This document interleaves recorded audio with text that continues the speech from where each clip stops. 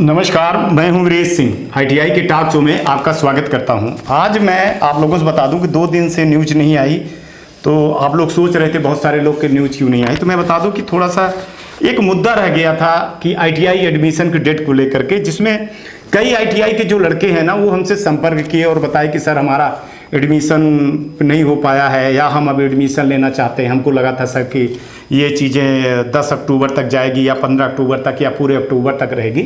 तो उनके लिए मैंने आवाज़ उठाने के लिए सोचा कि आवाज़ डीजीटी पे उठा दिया जाए, डीजीटी को बोला जाए। तो आईटीआई एडमिशन को लेकर के मैंने डीजीटी के अफसरों से बात किया और अपने जो तथ्य थे, सबूत थे कि रखा कि जैसे एआईसीटी की भी डेट बढ़ा दी गई, कोर्ट में गए थे वो लोग किए, तो वो बड़ी संस्था है उसकी डेट बढ़ा दी गई।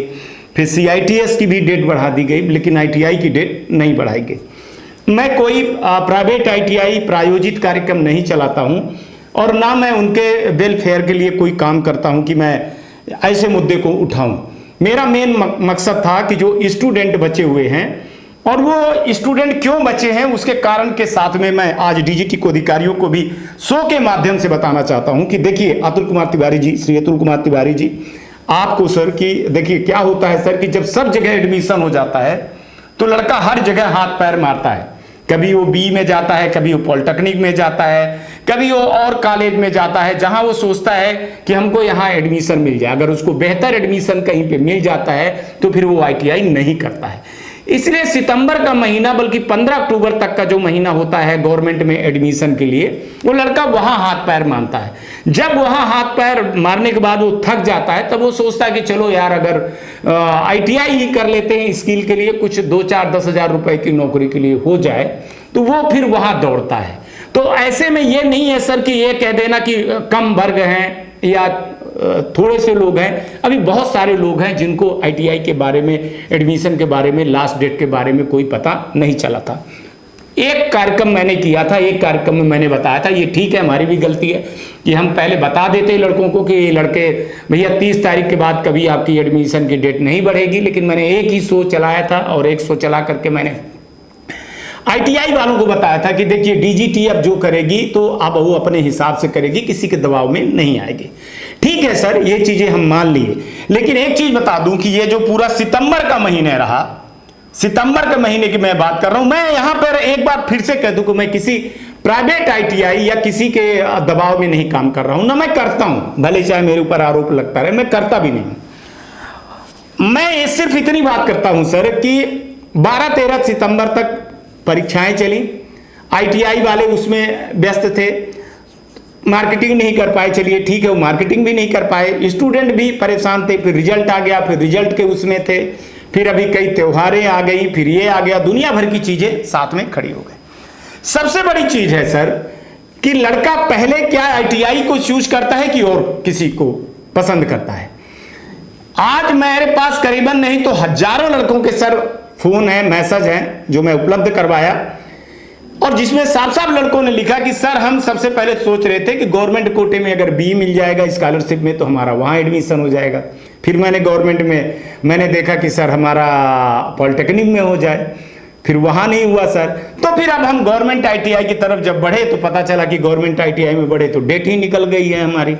अब हम क्या करें, हमारा करियर बर्बाद हो रहा है। ऐसे में कई लड़के बोले सर हमको तो बीए पॉलिटेक्निक नहीं करना था, हम तो सोच रहे थे कि गवर्नमेंट आईटीआई में कहीं पे गवर्नमेंट कॉलेज में कहीं पे हमको बीएससी या बीबीए या बीसीए, ऐसे शब्द जो है वही शब्द कर रहा हूँ कि बीसीए मिल जाता, बीबीए मिल जाता, बीकॉम कंप्यूटर साइंस मिल जाता तो वहाँ हम कर लेते। अब वो नहीं मिला, तब हमने सोचा कि चलिए आईटीआई कर लेते हैं।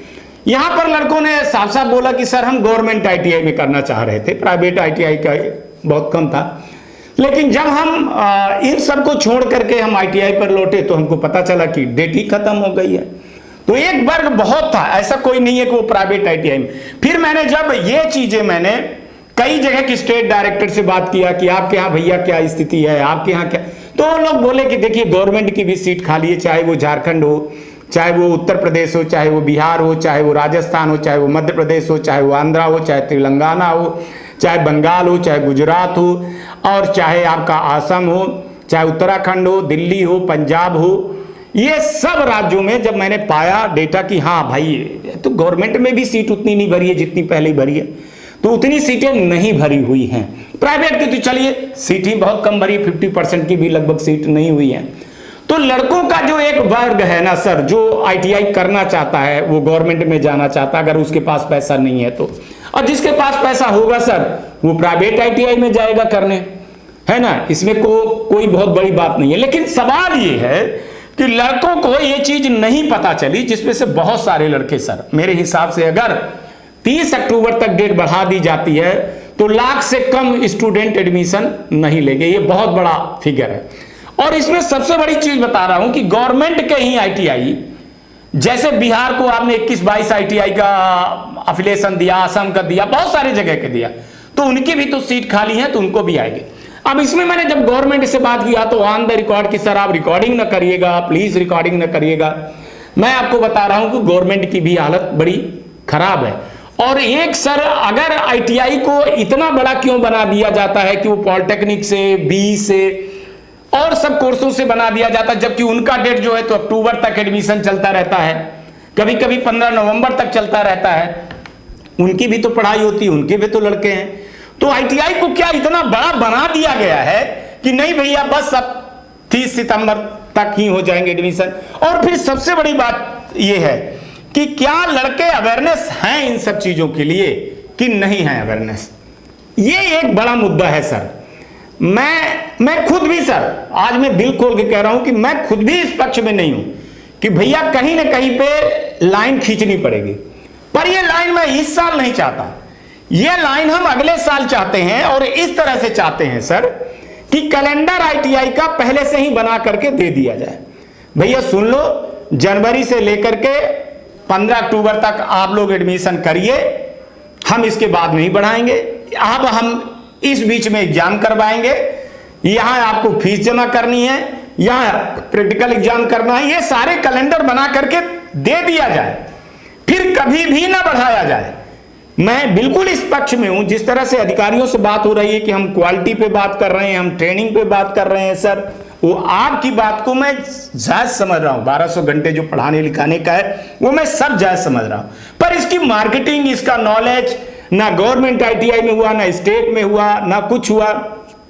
और सबसे बड़े आज मैं सवाल उठाता हूं कि जो स्टेट में आरडीएसडी की जो टीम है, रीजनल डायरेक्टर जो बैठे हुए हैं डीजीटी के दूसरे, वो क्या रिपोर्ट देते हैं, वो क्या रिपोर्ट देते हैं। उनका काम है कि स्टेट में देखें कि कमेटी में है वो तो कि एग्जाम सही हो रहे हैं, अफिलिएशन सही हो रहे हैं, आपके एडमिशन सही हो रहे हैं कि नहीं हो रहे हैं, उन सब चीजों को देख करके रिपोर्ट भेजना था।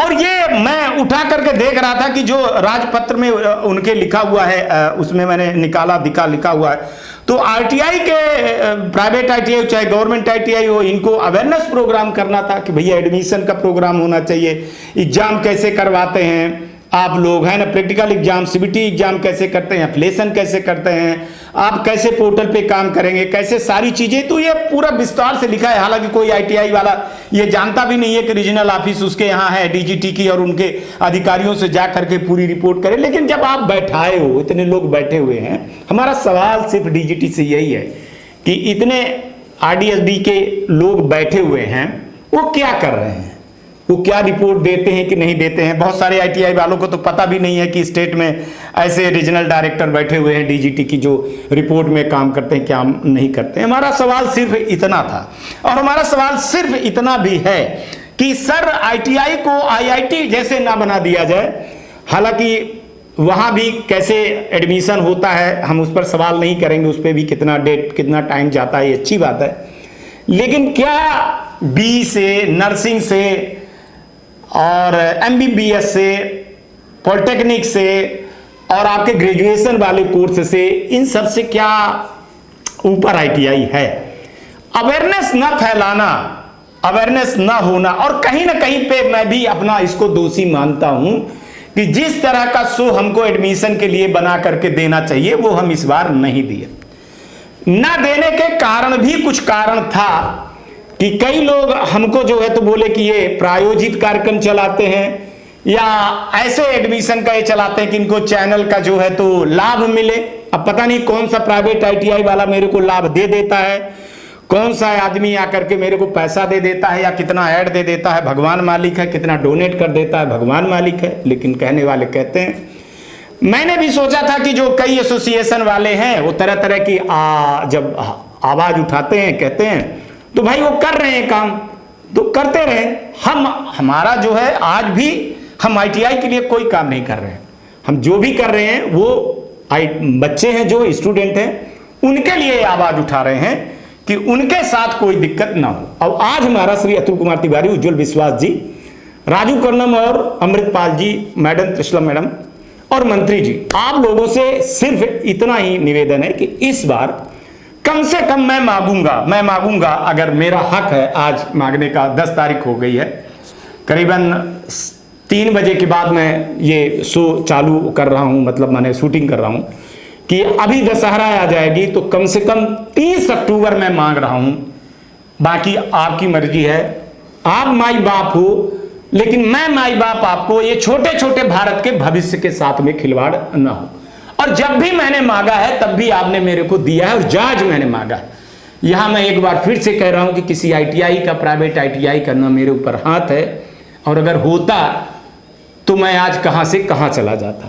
आज भी महीने भर का चैनल का खर्चा निकालने के लिए मेरे को कठोर मेहनत करनी पड़ती है, तब मेरा घर, बिजली का बिल, नेट वोट का सब कुछ होता है। अकेले बिजली का बिल ही 7-8 हज़ार हो जाता है, 4 हज़ार बिजली का बिल। चूंकि इतना बड़ा बिजली का लाइटिंग लगनी, और अगर 1 घंटे तक ये सारी चीज़ें होती हैं रोज़, तो आप सोच लीजिए कितना बिल होता होगा सर।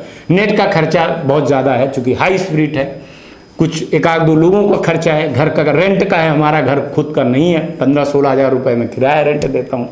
तो पता नहीं, आप लोगों की दया है, दृष्टि है, DGT वालों की मेहरबानी है, बाकी की तो मैं किसी को नहीं समझता हूँ कि आप लोग स्टूडेंट के लिए हम सब काम करते हैं सर। ये सभ्य समाज में है, हमारा एक हाथ जोड़ करके विनती है कि हमारी विनती को सुना जाए और डेट 30 तारीख तक बढ़ाई जाए, और इस भारत के भविष्य के, जो उनका भविष्य है ना, उसकी रक्षा की जाए। बस इससे आगे कुछ नहीं कहूँगा सर। जो भी कहना है वो तो मैं पहले कह दिया हूँ आप लोगों को, ठीक है। पर शो बना करके कि उन लड़कों को भी हिम्मत दिया जाए। वो लड़के ये ना कहें, ये ना सोचे लड़के कि सर हमारी जो है तो मांग को ITI टॉक शो से वीरेश सिंह ने नहीं उठाया, इसलिए सर। चलिए, आज तक के लिए इतना ही। कल आएंगे तो फिर किसी नए मुद्दे पर बात करेंगे।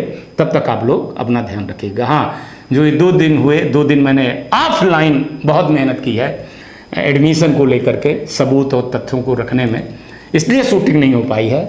आपको कल से न्यूज बराबर मिलेगी। नमस्कार, जय हिंद, जय भारत।